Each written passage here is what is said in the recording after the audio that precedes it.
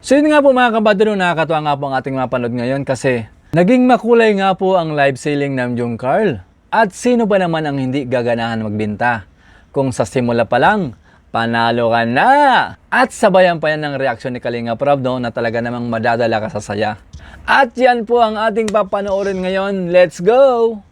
5, 4, Tita Cynthia, ano lang po? Ang daming nag-comment. Ay, wag na ayoko, baka mag ano. Yes lang sa ano, si Chicks lang. Wala, yan na. Na-sold out kayo Okay, eh. napasold tayo. Ano lang, thank cool kiss. Yes lang sa Chicks. Thank you. Aray ko! Aray ko! Tunog ba? Sorry. Uy, wala yung laway. Wala yung laway. Guys, muli maraming salamat po. Opo.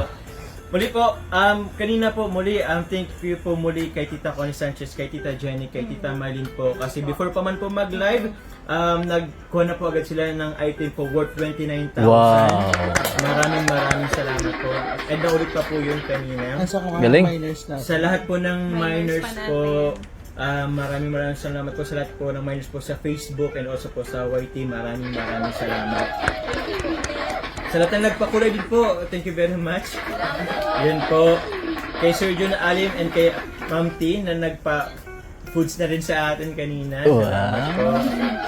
Sana napaka-ever supportive po ng mga I-press owners rap. po. Ma'am Jack and Kalinga Prab, maraming salamat po. Dami pa rin. Ayun, dami pa din nanonood. Yes po. But Bumitaw. sa mga hindi bumitaw, pero guys, hindi pa po ito yung last live selling po guys. Marami pa po yung aabangan po. So, Marami daw kayo napasaya ngayong gabi, oh. thank you very much po. Napasaya nyo rin po kami guys, sa totoo lang. Sobra. Thank you very much po. Si Kalinga Prab, baka may ano rin? Sige. Okay na. Thank you so much po. Good night. Bye-bye po. Salamat po. Good night! Thank you.